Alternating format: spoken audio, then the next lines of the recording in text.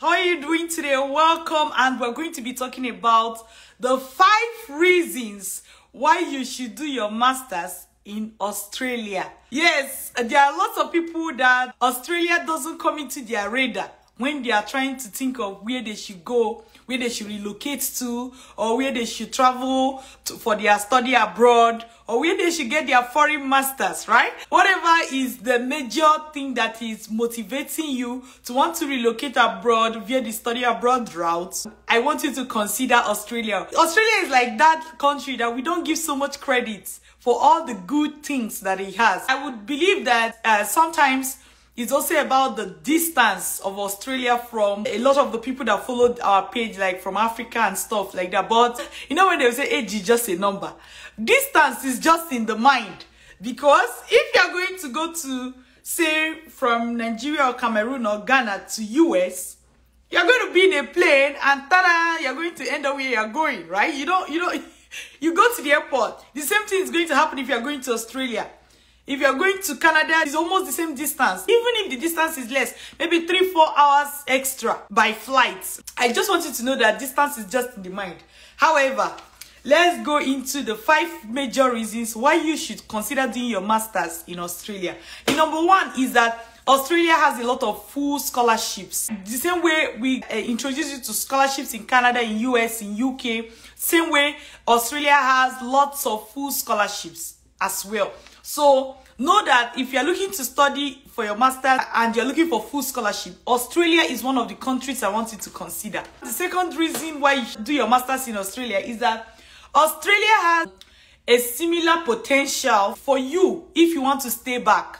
Like many people like Canada, right? Because if you study in Canada, you can decide to stay back and get work experience and even stay in Canada permanently after your study. Other people also return back home after their study if they want. So I want you to know that it's similar for Australia. Like most times if you compare Canadian immigration policies for international students, it's similar to that of Australia. And you can't say it's similar for US or it's similar for UK. UK have their different ones. US have their different ones. But they are not as juicy as Canada, right? But if you love what Canada is providing, I want you to know that another place that can provide something like that is Australia. The third reason is less competition. There are lots of people that want to come to Canada from your country. There are lots of people that want to go to US from your country. There are lots and lots of people that want to go to UK from your country. But guess what? There are not as many people who want to go to Australia. This means that you'll be in a better position to get admission, to even get full funding if you consider Australia, because a lot of your peers may not be considering Australia just because mentally it feels far for them. But I already mentioned that if it feels far for you, remember that it is the same video call you're going to use to call your mom from Canada that you will use from Australia. Their own is not going to have a time lag. And if there is any distance, it's just the day you are traveling. And it may just be extra 3-4 hours by flight. Chasey. So that fact is a mental barrier. It almost does not exist physically.